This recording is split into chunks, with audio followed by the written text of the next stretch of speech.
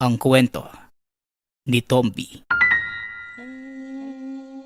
Ang kwentong ito ay hango sa totoong buhay.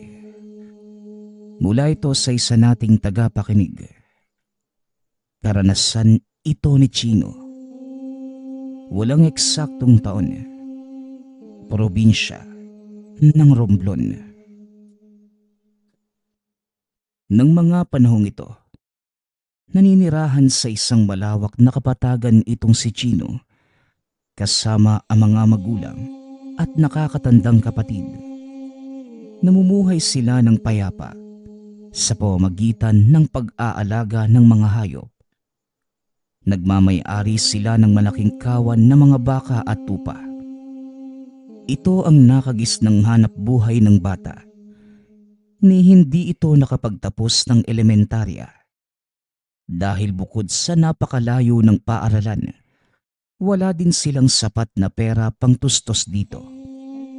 Nakontento na lamang si Chino na marunong itong magsulat at magbilang. Ito naman ang pinakamahalaga sa kanilang pang-araw-araw na gawain. Bawat isa sa mga alaga may taglay na palatandaan sa tenga.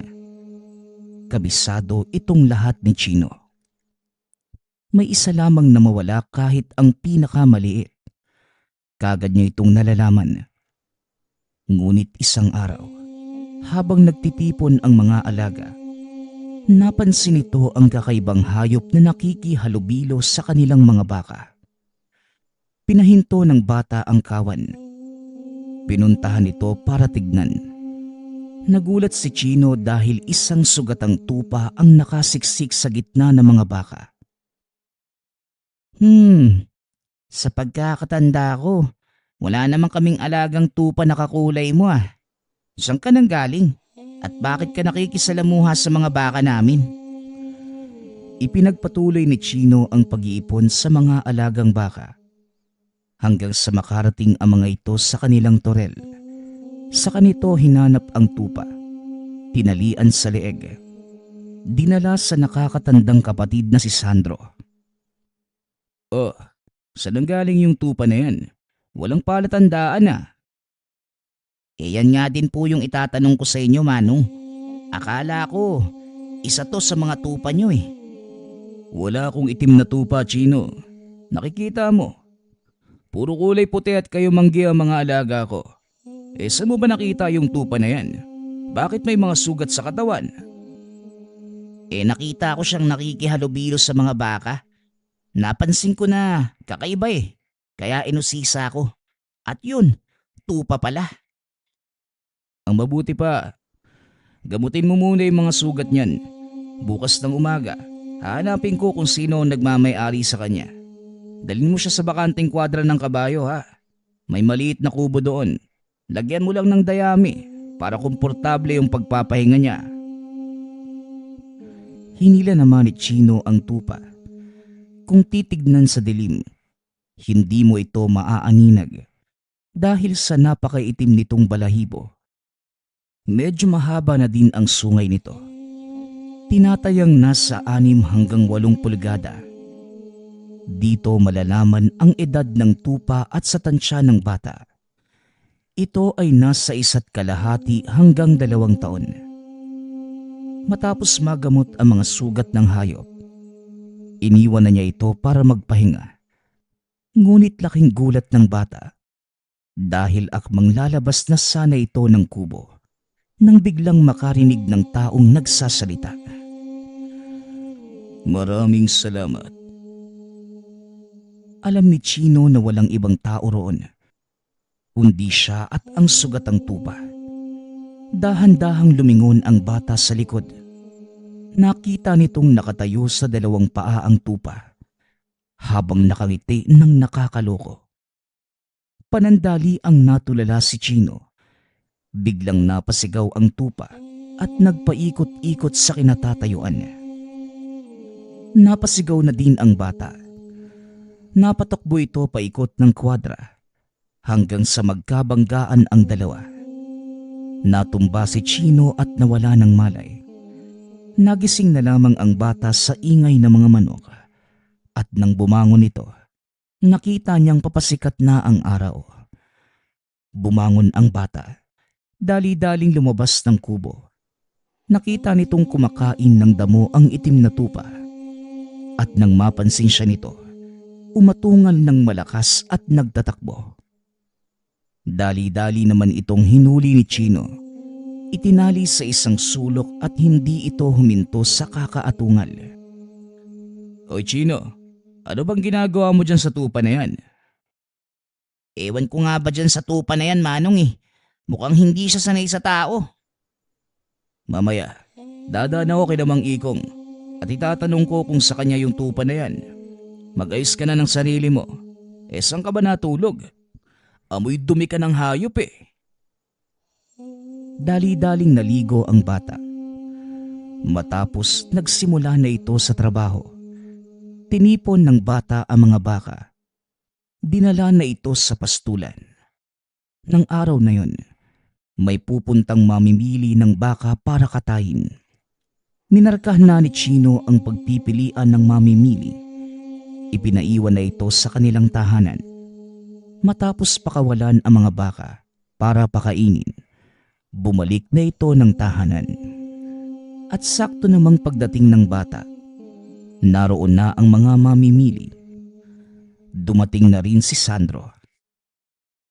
Hindi pagmamayari ni Mang Ikong ang tupa na yan ah.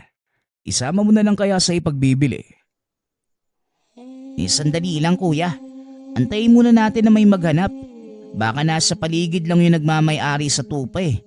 Saka sayang naman kung kakatayin lang. Matapos ay kinausap nito ang mamimili. Nagkasundo naman sila sa presyo ng 6 na baka. Kagad itong kinarga sa truck pababa ng bundok. Ayos ah, tiba-tiba ka na naman Chino. Manlibre ka naman. Di pwede Manong eh. Kakailanganin tatay ng pera para pambayad sa lupa natin. Para maging atin na to. Kaunti na lang naman eh. Alam mo, hanga talaga ako sa'yo eh. Ibang klase ka talaga. Ikaw yung nagpapapagod sa pagpapastol at pagtipon sa kanila tapos hindi ka man lang kumukuha kahit maliit na porsyento ng kinita. Tumatanda ka na Chino, may mga pangangailangan. Kaya sana kahit maliit na halaga, may itinatabi ka. Napaisip ang bata at kagad kinausap ang ama. Tay, andito na po yung pinagbentahan ng baka. Kayo na po yung magtago nito ha. Pangbayad po sa lupa. Maganda ang mga alaga mo ngayon, Chino. Mabibigat pero hindi ganong kataba. Sapat lang para batayan ng mga mangangatay. Alam mo, ikaw ang nagpapakahirap sa trabaho at sa tuwing magbebenta ka, ibinibigay mo pa sa akin. Nagbibirata ka na. Oras na siguro para magtabi ka din ng pansarili mo. Pero hindi ba? Kailangan nating mabayaran ng lupang to? Matagal nang bayad ang lupang ito, Chino. Kaya wala ka nang dapat alalahanin. Itabi mo ang perang yan para sa kinabukasan mo. Sige na, magdidilim na. Bakit hindi mo ipasok sa torel ang mga baka? At mukhang uulan pa yata. Dali-dali namang kumilos si Chino. Pinuntahan sa pastulan ang mga alaga. Mabilis niya itong tinipon at ginabayan ng kawan. Papasok sa torel. Saktong nakapasok na ang lahat ng baka nang bumuhos ang malakas na ulan. Nadinig nito ang malakas na atungal ng tupa. Nakaligtaan ang batang itinali pala niya ito sa puno ng mangga. Dali-daling pinuntahan ng bata ang kawawang hayop. Kinalagan nito ang tali. Mabilis namang nagtatakbo ang tupa. Ngunit imbes na pumasok sa kubo, dumiretso ito sa kanilang tahanan. Naku, pasaway ka talagang tupa ka eh. Mapapagalitan pa ako ni tatay neto. Bumalik ka nga rito. Wika ni Chino. Ngunit tuloy-tuloy lamang ang tupa hanggang sa makarating sa kanilang kusina. Nagkandahulog ang mga kagamitan. Nabasag pa ang ilang baso at pinggan. Napasigaw sa gulat ang nanay ng bata dahil nakita nito ang itim na tupa na dinidilaan ang asin sa kanilang abuhan. Chino, tinamaan ka ng lintik na bata ka. Kaninong tupa ito? At bakit mo hinayaang makapasok sa kusina natin? Pasensya na po kayo, Nay. Di ko nahawakang mabuti yung tali niya eh. Saka hindi ko din pala napainom ng tubig yung tupa na yan. Ay nako, alam mong ayaw ko ng hayop na masyadong aligaga. Hala sige, dalhin mo na yan sa labas. Dali-daling hinila ni Chino ang tupa palabas ng tahanan. Yan tuloy, napagalitan pa ako ni nanay. Ano ba kasing iniisip mo? Bakit bigla kang pumasok sa bahay? Nauuhaw ako. Ikaw ba naman itali buong araw nang walang tubig, walang asin? Hindi ka matutuyuan ng lalamunan. Pasalamat ka. Nasaan yung tupa ko? Biglang natigilan si Chino. Dahan-dahang nilingon ang tupa at akmang sisigaw na sana nang bigla itong suwagin ng tupa sa tuhod. Aray ko, para saan naman yun? Ikaw namumuro ka na ha? Teka, paano ka nakakapagsalita? Kagaya ng sinabi ko, nasaan yung tupa lang ako dahil kailangang maitago ang totoo kong katauhan. Nakaupo si Chino sa harapan nito habang hinihimas ang tuhod na sinuwag ng nilalang. Alam kong totoo ang lahat ng to dahil hanggang ngayon masakit pa din yung tuhod ko eh. Pero bakit hindi ko kayang maniwala sa sinasabi mo? Nasa iyo kung maniniwala ka o hindi. Yan ang hirap sa inyong mga tao eh. Dahil nasa harapan nyo na, hindi pa din kayo naniniwala. Pero sige, pagdating ng tamang panahon, malalaman mo din ang sinasabi ko. Wika ng tupa, sabay takbo papasok sa kubo. Basang-basa na ang mga ito ng ulan. Napansin din ni Chino ang unti-unting paglakas ng hangin. Pinuntahan ng bata ang torel para ibaba ang mga trapal sa kulungan ng baka. Napatingin ang bata sa kubo. Nakita ang tupang nakasilip sa pinto. Nakatitig ito ng nakakaloko sa kanya habang humunguya ng damo. Napapailing na lamang ang bata. Hindi nito lubos maisip na may kasama siyang nagsasalitang tupa. Kinabukasan, habang ginagabayan ang kawan ng mga baka papunta sa pastulan, nakita nitong nakasunod sa kanya ang tupa. Hinahayaan lamang ito ng batang sumama kahit saan siya pumunta. Ilang araw ang nakalipas. Ganun pa din ang ginagawa nito. Hanggang sa nakasanayan na lamang ni Chino at ng mga kapatid ang presensya ng nilalang. Walang ibang nakakaalam na nakapagsasalita ang tupa at nakakausap ito ni Chino. Alam ng bata na may kung anong hiwagang bumabalot sa hayop. Ngunit hindi niya matukoy kung ano ito. Hanggang sa isang araw, kinailangang ilipat ni Chino ang kawan ng mga baka. Dahil unti-unti nang numinipis ang damo sa nauna nilang pastulan. Medyo delikado sa lugar na yon. Nasa loob ito ng kagubatan na sakop ng kanilang lupain.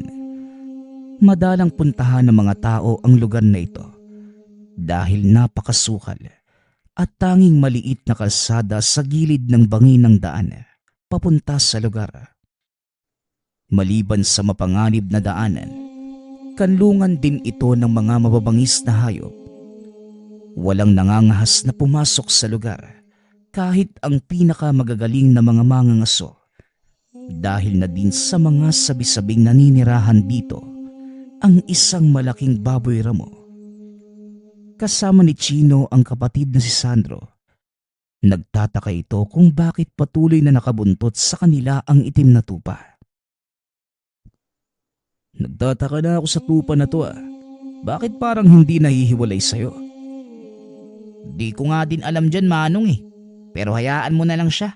Wala namang ginagawang masama eh. Tsaka hindi naman nakakaabala. Napatingin si Sandro sa tupa. Nakatitig lang din ito ng blanco sa kanya habang ngumunguya ng damo. Parang ang walang alam gawin yung tupa na yan, oh. Paano mo ba mapapakinabangan yan? Bahala na kuya. Kahit hindi mapakinabangan, basta hindi lang nakakaperwisyo, siguro pagdating ng araw, mapapakinabangan natin yan. Mukhang magandang lahi nga yung pinanggalingan ng tupa na to eh. Bakit kaya hindi natin siya gamitin sa pagpapalahi? Napatingin si Chino sa tupa. Nakita nito kung paanong nanlaki ang mga mata ng hayop. Natawa na lamang ang bata. Sinakyan ang sinabi ni Sandro para asarin ang tupa.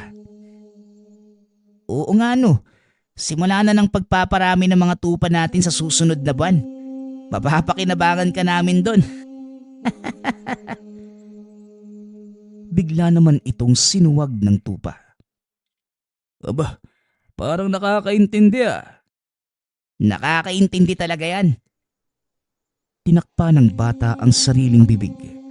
Hindi nito inaasahang mababanggit niya ang mga katagang yon. Anong sinabi mo? Nakakaintindi ng salita ang tupa na yan? Siguro Manong. Nakikita mo naman yung naging reaksyon niya nung sinabi kong gagawin siyang palahian, di ba?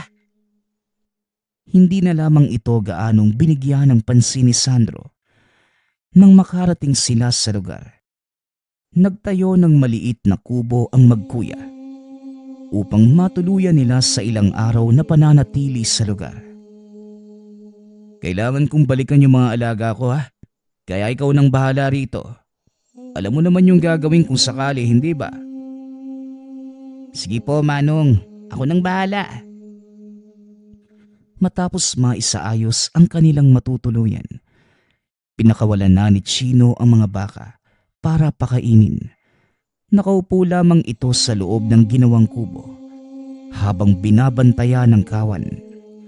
Nakita naman nito ang tupa na naglalakad paikot-ikot sa mga baka na tila may hinahanap.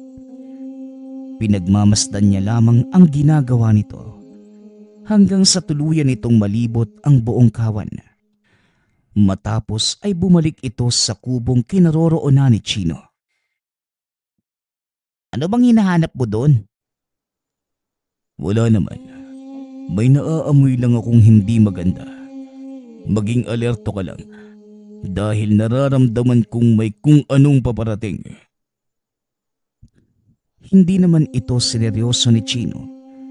Ngunit kinahapunan habang nagluluto ng pagkain, napansin itong nakatitig lamang sa isang direksyon ng tupa habang nakatayo ang buhok sa batok. Bigla ding nagsipulasan ang mga baka nito. Alam ni Chino ang ganong kilos na mga alaga. May mabangis na hayop na nagbabantang sumalakay. Dali-daling tinipon ni Chino ang kawan. Ipinasok sa pansamantalang torel. Pinagmasda ng bata ang buong paligid.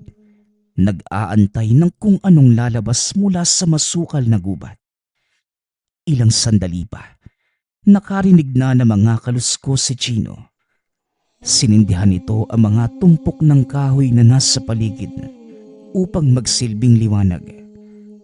Matapos sindihan, tumambad sa bata ang mga pares ng nagliliwanag na mga mata. Mga asong gubat! Oy tupa! Pumasok ka na sa kubo kung ayaw mo maging kaldereta. Ikaw ang pumasok sa kubo. Panoorin mo kung anong gagawin ko. Pwede ba? Hindi ngayon yung oras para pairalin yung kayabangan mo. Ano magagawa mo sa mga asong gubat na yan? Basta, diyan ka lang. Tugon ng tupa sabay takbo papunta sa harapan ng nagkakagulong kawan ng baka. Laking gulat ni Chino dahil bigla itong nagbago ng anyo. Isang malaking nilalang na may ulo ng tupa at batipunong katawan ng tao. Hindi ito makapaniwala. na ito ang katauhang itinatago ng tupa. Isa-isang nagsilabasan ang mga nilalang na nakatago sa dilim. Mas lalong natakot ang bata. Hindi asong gubat ang kanilang mga kalaban, kundi mga nilalang na kalahating tao at kalahating baboy ramo. Sinugod ng mga ito ang tupa. Pinagtulungan. Ngunit nagsipagtalsikan din ang mga nilalang nang pagsusuntukin ito ng tupa. Napakaliksing makipaglaban ng nilalang na yun sa kabila ng dami ng kalaban. Hindi ito umubra sa pinagsamang bilis at lakas ng tupa. Maya-maya pa, nagsipagpulasa na ang mga nilalang. Bit-bit ang bangkay ng mga kauri. Unti-unti na ding kumalma ang kapaligiran. Nilingon ng tupa si Chino. Ngumiti ng nakakaloko. Ano? Naniniwala ka na ba sa akin, amo? Muli itong nagbalik sa pagiging tupa. Eto naman, bakit hindi ko mapanatili ang totoo kong anyo sa mundong ito? Teka, namamalikmata lang ba ako? Nasaan na yung malaking nilalang nakamukha mo? Hindi ka namamalikmata. Ang nakita mong nilalang kanina ay ang totoo kong anyo. Nakakainis lang at hindi ko yun mapanatili sa mundong ito. Pero paano nangyari yun? Saka bakit ka nandito sa mundo namin? Tumakas ako sa aming kaharian dahil nagkaroon ng malaking kaguluhan na naging dahilan ng pagbagsak ng aming pinuno. Iilan lamang kaming matatapat na alagadang natira para mailigtas ang aming lahi. Inuutos ng aming hari na umalis kami sa kaharian at pumunta sa ligtas na lugar. Dito ko napadpad sa mundo ninyo. Ang ilan sa mga kasama ko napatay habang papatakas kami. Yun ang dahilan kung bakit nakita mo kong sugatan. Dito na lubos na unawaan ni Chino kung paano itong nakakapagsalita. Ngayon, mas nauunawaan ko na kung paano kang nakakapagsalita.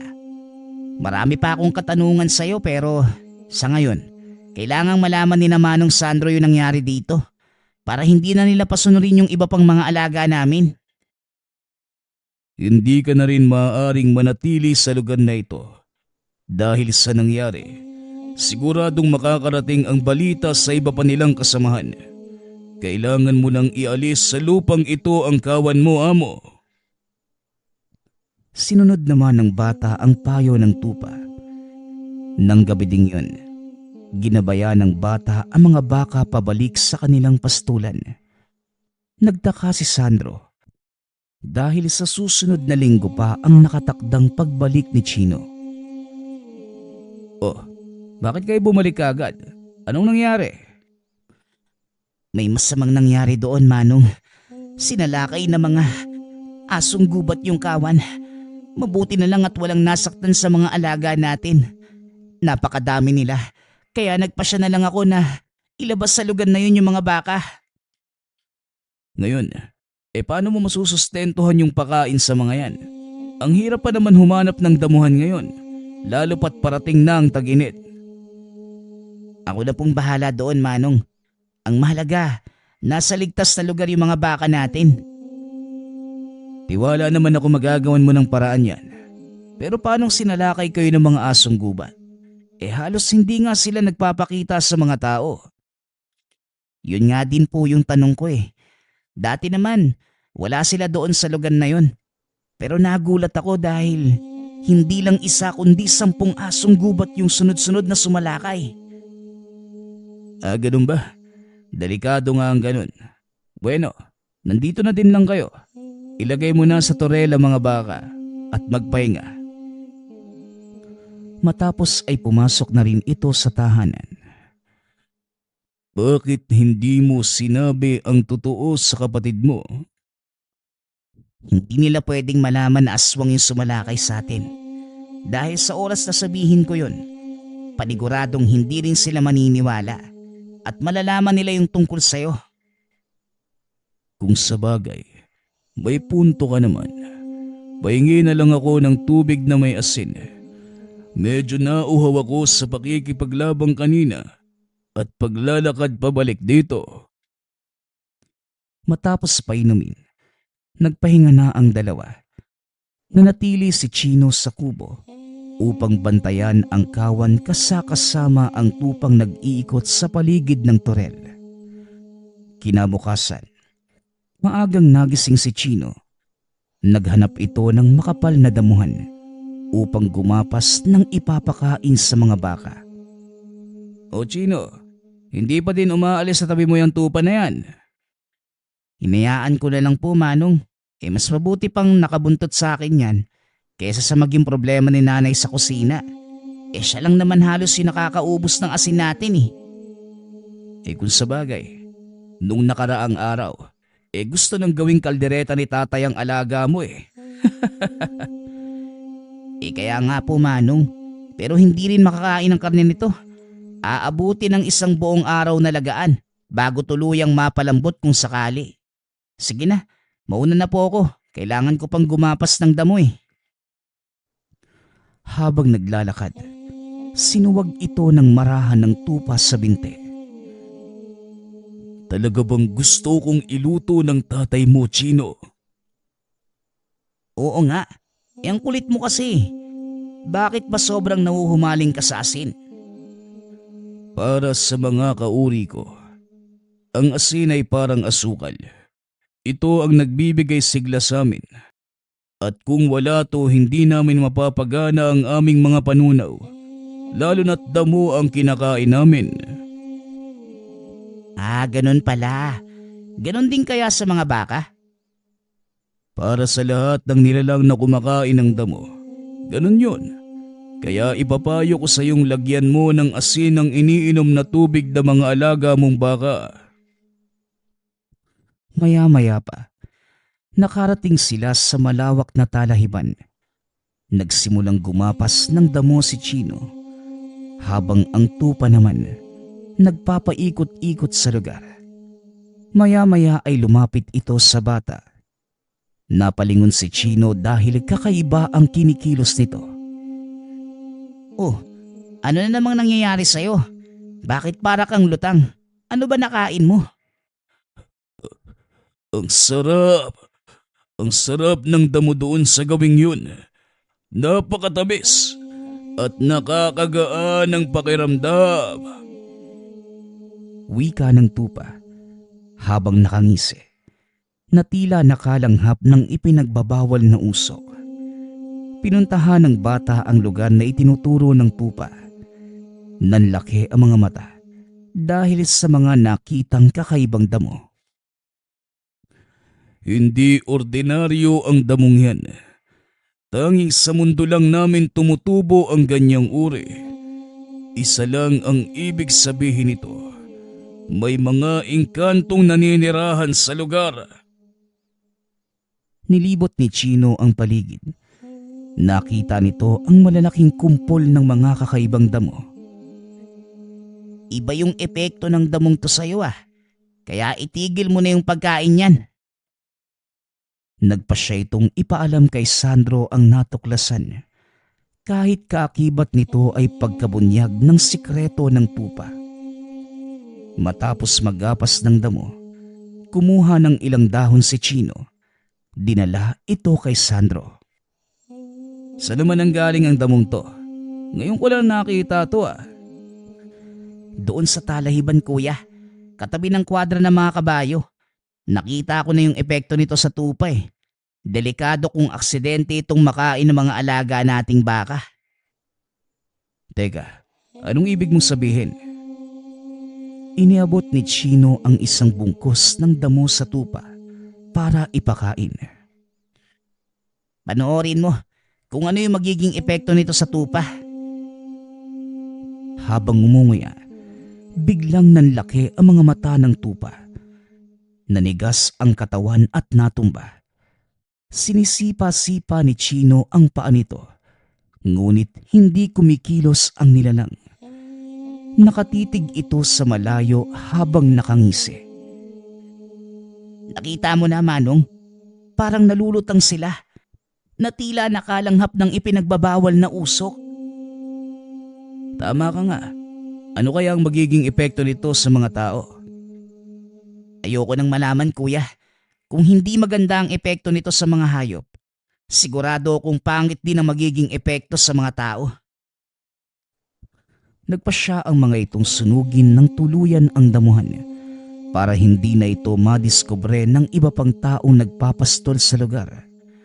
Ngunit tumutol ang tupa. Hindi nyo maaaring sunugin ang lugar na yon, Chino. Kagaya ng sinabi ko sa'yo, may mga engkantong naninirahan doon at pinapangalagaan ang paligid. Sa oras na sunugin nyo ang mga damo, siguradong mag-aalisan sila at magkakaroon ng kaguluhan sa paligid. Masisira ang natural na balanse ng parehong dimensyon.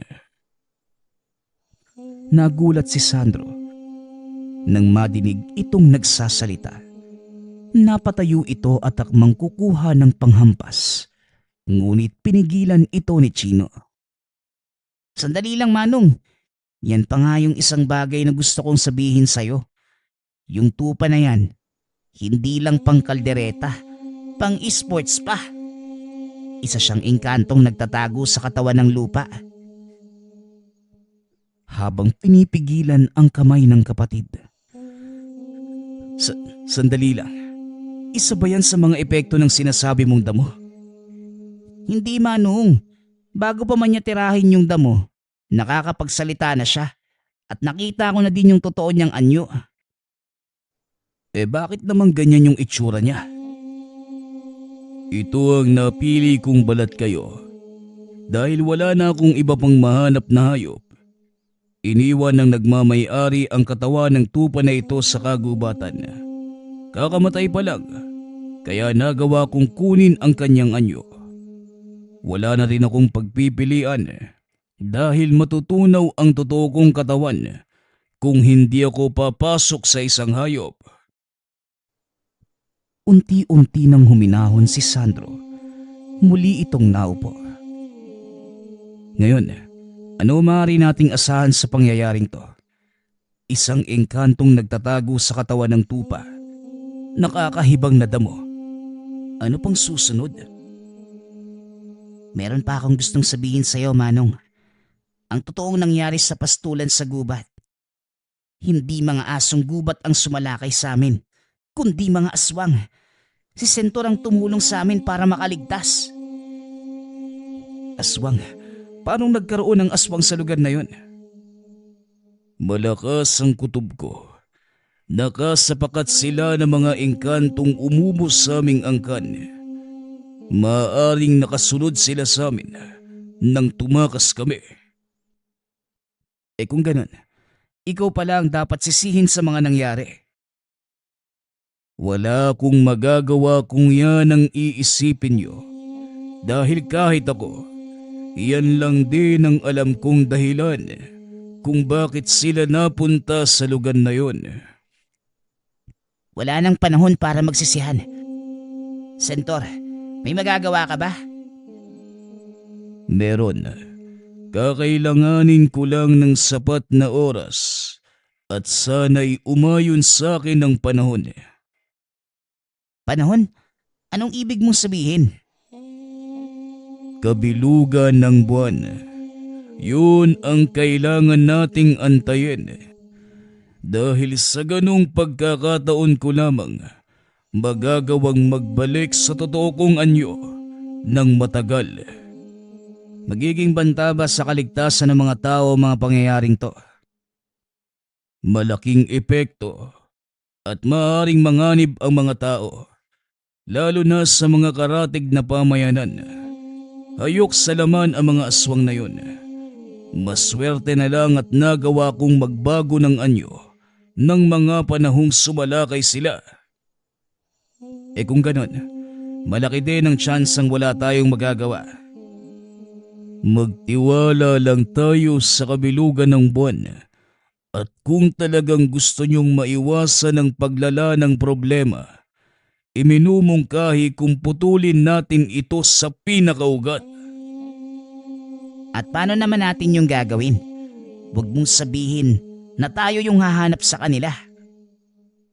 Hindi na kailangang hanapin ang mga gutom na aswang dahil sila mismo ang lalapit sa pagkain.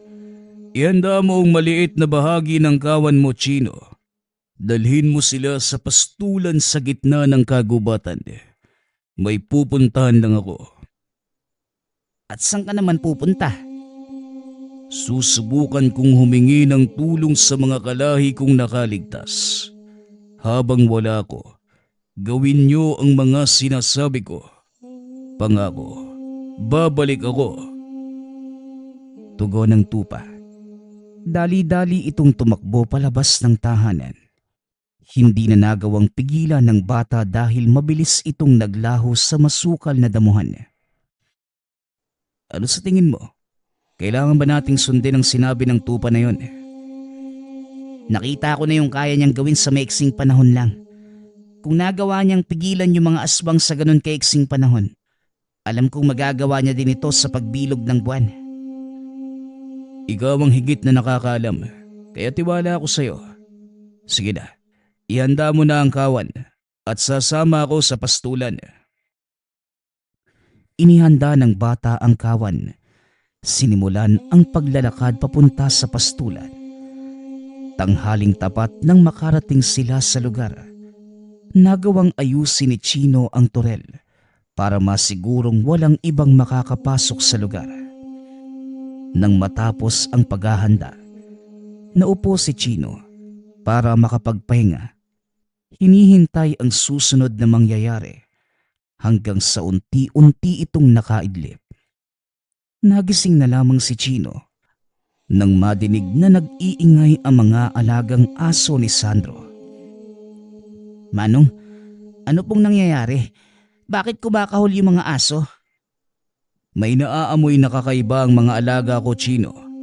Maging alisto ka. Baka ito na ang sinasabi ng tupa. Naku naman, mukhang napaaga yung pagdating ng mga aswang ah. Nasa na kaya yung tupa na yun? Kung nangako siyang babalik siya, magtiwala ka, Chino. Dahil kung meron ka mang dapat panghawakan mula sa mga engkanto, yun ang kanilang mga salita. Papalubog na ang araw na mga sandaling yun. Ngunit hindi pa din nakakabalik ang tupa. Lalong lumalakas ang kahula ng mga aso hanggang sa makarinig na ng malalakas na pag-atungal ng kung anong hayop ang magkapatid. Napatayo si Sandro. Pinuntahan ang mga alagang aso. Ano bang nangyayari? Bakit napakaligalig nyo? Hindi pa din tumitigil ng kakakahol ang mga ito. Iisang direksyon lamang ang kanilang tinitignan. Maging ang mga baka, nagsimula na ding magkumpulan sa gitna ng torel. Pinapagitnaan ng mga ito ang mga guya o kakasilang pa lamang na baka. Alam ni Sandro na may paparating na panganib. Nararamdaman ito ng mga alaga. Kaya dali-daling bumalik si Sandro sa kinaroroonan ni Chino. O Manong, anong balita? Bakit parang namumutla ka? May nakaambang panganib sa paligid. Hindi ko alam kung ano, pero alam kong nakamasid lamang sila sa paligid. Maya-maya pa, nakarinig ng malakas na ingay ang mga ito mula sa alagang aso. Dito na nagsimulang kabahan ng magkapatid. Bakit wala pa yung tupa na yun? Ano bang binabalak niyang gawin? Baka tumakas na yun. Sinabi ko sa iyong magtiwala ka sa engkantong yun. Darating siya. Ang kailangan lang nating gawin, manatiling ligtas habang hinihintay ang pagbabalik ng alaga mo. Isa-isa nang nagpakita ang mga kalaban. Sinusubukan ng mga itong kunin ang kakapanganak pa lamang na baka. Ngunit hindi sila makalusot sa depensa ng mga torong nakapalibot sa mga ito. Manong, bakit hindi tayo pumasok sa gitna ng kawan? Doon mas ligtas tayo. Tignan mo, hindi makapasok yung mga nilalang sa depensa ng mga toro. Magandang ideya. Tara na, bilisan mo. Dali-daling tumakbo ang magkapatid papasok ng kawan. Pagkarating sa gitna, nanatili silang nakatayo. Pinapakalma ng dalawa ang mga munting baka habang inaabangan ang gagawin ng mga aswang na nakapalibot sa kanila. Napakarami na mga ito. Higit na mas malaki ang bilang kesa sa una nilang nakaengkwentro. Naging mas mabangis na din ang mga aswang na ito dahil kahit anong gawing pagsuwag ng mga toro sa kanila, bumabalik lamang din para subukang kunin ang mga guya. Nagtagal pa ng ilang oras ang ganong tagpo hanggang sa nagsipag-atrasan na ang mga aswang. Inakala nila Chino na tuluyan ng sumuko ang mga ito. Kaya naman kahit papano'y nakahinga sila ng maluwag. Ngunit kung kailan nakampante na ang magkapatid, saka naman dumating ang mas malaking problema. Biglang yumanig ang paligid. Isang malaking nilalang ang lumabas mula sa kakahuyan. Sinisira nito ang nakapalibot na bakod hanggang sa marating nito ang mismong kawan. Akmang hahambalusin na sana ng nilalang ang mga toro nang bigla na lang itong tumilapon. Nagsipagtakbuhan ang mga baka. Naiwang nakatayo sina Sandro at Chino sa gitna ng malawak na parang. Tumambad sa kanila ang isang nilalang na may ulo ng tupa. Katawan ng tao ang pang-itaas at ang ibabang bahagi ay may 4 na paa ng kabayo. Mabuti na lang at naabutan ko pa kayong buhay.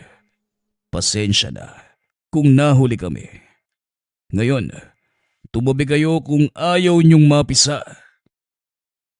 Dali-daling tumakbo ang dalawa papunta sa gilid. Naramdaman ng mga ito ang malakas na dagundong ng mga paa na tila nagmumula sa malalaking kabayo. Naglabasan mula sa kagubatan ang mga kalaban. At sa bandang likod naman ni Sentor, nagpakita ang 5 pang kagaya nito. Yan ang totoong anyo ni Sentor. Hindi ko alam kung gaano katagal siyang mananatili. Pero siguro naman, sapat na ang ilang minuto para matalo niya yung mga aswang na yan. Malaki ang pananalig nito kay Sentor dahil minsan na niyang nakita ang kakayanan nito. Kung nagawang talunin ng nag-iisa ni Sentor yung 6 na aswang, ano pa kaya yung magagawa ng 6 na kagaya niya laban sa 2 malalaking nilalang na yan? Wika ng bata habang pinagmamasdang makipagsagupaan ang mga Sentor sa 2 malalaking nilalang. Hindi maaninag ni Chino ang mukha ng mga ito. Punong-puno rin ng matatalas na tinik ang katawan. Ngunit wala itong panama kay Sentor. Napansin din ni Sandro ang unti-unting pagbilog ng buwan. Natandaan ito ang sinabi ng tupa na mas malakas ang kapangyarihan nila sa ganitong panahon. Mukhang may mangyayari pang mas kapanapanabik, Chino. Tignan mo ang buwan. Alam ko, Manong, yan din ang inaantay ko.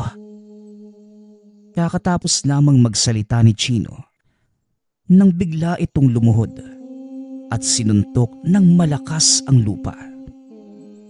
Nakahawak ito sa kanyang sungay habang nakatitig sa buwan. Nakita ng magkapatid ang biglang pagliwanag ng katawan nito. Unti-unting nagbabagong anyo. Bahagyang lumiit ang pangangatawan. Humaba ang buhok. Nabalot ng nakakasilaw na liwanag ang katawan nito at nang humupa, isang kagilagilalas na nilalang ang nakatayo sa kanilang harapan. Ito ang anyo namin sa tuwing kabilugan ng buwan, Chino. Sa ganitong antas, walang sino man ang maaaring pumigil sa taglay naming lakas. Kaya hanggat maaari, umatras na kayo papunta sa ligtas na lugar. dahil paniguradong magbabago ang anyo ng kapaligiran sa susunod kong gagawin. Sinunod naman ni Chino ang sinabi nito. Maya-maya pa, biglang sumigaw ng malakas si Sentor at bumuga ng usok mula sa kanyang ilong. Matapos ay muli nitong sinuntok ang lupa gamit ang dalawang kamay. Yumanig ang paligid, habang ang hangin naman ay gumawa ng talim na tila sumisipol. At dahil sa lakas ng ginawa ni Sentor, maging ang mga kalabang nilalang hindi rin makatagal sa ganong kalakas na enerhiya. Napaluhod na lamang ang mga ito, napakapit sa lupa, para hindi tangayin ng malakas na daluyong. Isa-isang nilapitan ni Sentor ang mga kalaban. Lahat ng mga ito, hinugot niya ang ulo na parang biniyak na kahoy. Naglabasan pa ang ilan sa mga kalaban. Sinugod naman ito ng mga kasamahan ni Sentor. Nagpatuloy ang laban hanggang sa tuluyan nilang mabawi ang teritoryo mula sa mga aswang. Ang dalawang malalaking nilalang, parehong napatumba ni Sentor. Pinugutan ng ulo ang mga ito. Inilagay sa isang malaking poste para maging palatandaan ng pasukan at labasan ng pastulan. Simula sa araw na ito, wala nang ibang nagmamay-ari ng lugar kundi ang pamilya mo, Chino. Magsisilbing palatandaan ang dalawang bungo ng aswang na ito. Babala na din sa mga nilalang na nais pumasok sa teritoryo. Simula ngayon, nasa ilalim. Hindi na ituloy ni Sentor ang sasabihin dahil nagbalik na ito sa pagiging tupa. Ganon din ang nangyari sa ilan pa nitong kauri. Kung kailan ako naging seryoso sa sinasabi ko, tsaka pa nawala ang bisa ng damo. Buwisit! Mas gusto ko yung anyo mong yan, tupa. Pero salamat sa tulong nyo, ha. Siguro naman, wala na magiging problema yung lupaing to. Kagaya ng sinabi ko sa'yo, kayo na ang may-ari ng lupaing to at wala nang aangkin pa. Pero may kahilingan sana kami ng mga kasama ko. Ano yun, tupa? Magsalita ka. Wala kaming lugar na maaari naming tawaging tahanan. Maaari ba kaming magpasakop sa inyong kawan? Pwede naman. Basta gagawin kitang palahian, ha. Kahit ano, Chino, wag lang yan. Hindi ako papatol sa tupa. Wika nito habang nagtatatakbo paikot ng torel. Tignan mo nga yung sarili mo. Makapagsalita ka parang hindi ka tupa. Nagtawanan ang mga kasamahan. Ang buong akala nila, yun lamang ang bilang ng mga kalahi ni Sentor. Ngunit isa-isa pang nagdatingan ang ilan pang mga tupa na puro kulay itim. Sila ang mga kalahi ko, Chino. Wala ka namang magiging problema sa amin. Damo lang din naman ang kakainin namin. Saka asin. O sige, maganda na ding madagdagan yung mga kawan. At dahil wala nang problema sa lupaing to, kayo na ang manirahan dito. Pero pakiusap lang, ha. Sabihin mo yung mga kasamahan mo na huwag magsasalita kapag may ibang taong kaharap. Nangako naman si Sentor na mananahimik sa tuwing may ibang tao sa paligid. At bilang pasasalamat, tumulong ang mga nilalang sa pagsasaayos ng torel. Binakura nila ang buong paligid para maging ligtas ang pananatili ng mga baka doon. Kalaunan, palagi nang sumasama ang ilan sa mga itim na tupa sa pagpapastol. Kung minsan, ang mga ito na lamang ang nagdadala sa mga baka papunta sa pastulan at pabalik sa kanilang torel. Dito nakilala sina Chino bilang nagmamay-ari ng tupa na marunong magpastol ng baka. May ilang tao na ding lumalapit sa kanila para bumili ng lahi mula sa mga itim na tupa. Ngunit hindi pumayag si Chino. Ang dahilan, bibihira ang panganganak na mga alaga nilang itim na tupa, kaya hindi nila ito pwedeng ipagbili. Sa paglipas ng maraming panahon, mas lalong lumawak ang pastulan ng magkapatid. Dumoble na din ang bilang ng kanilang mga alagang baka. Huminto na din sa pagbebenta ng kakatayin ang magkapatid. Itinuon na lamang ang pansin sa paggagatas. Nagpalit din sila ng lahi ng mga baka para mas makakuha ng magandang produkto. Naging kilala ang pastula nila Chino sa lugar bilang pangunahing taga-supply ng gatas sa buong probinsya. Hanggang sa makilala na din ito sa ibang bahagi ng bansa. Ang ilang lokal na pagawaan ng sorbetes, kanila kumukuha ng pangunahing sangkap. Gayon din ang mga gumagawa ng keso. Naging hanap buhay din ito ng ilan sa mga kakilala ng magkapatid. Inaangkat nila ang gatas mula sa baka para gawing keso, o hindi naman kaya gamiting sangkap sa mga pagkain nangangailangan ng gatas. Sa kabila ng mabilis na pagbabago ng panahon at pag-usbong na makabagong teknolohiya, nanatili sina Chino sa makalumang pamamaraan ng pagbabakahan, mano-manong paggatas sa mga alagang baka at makalumang paraan ng pagpapakain. Ito ang dahilan kung bakit kilala ang kanilang gatas bilang isa sa pinakamalasa at pinakamasustansya sa buong bansa.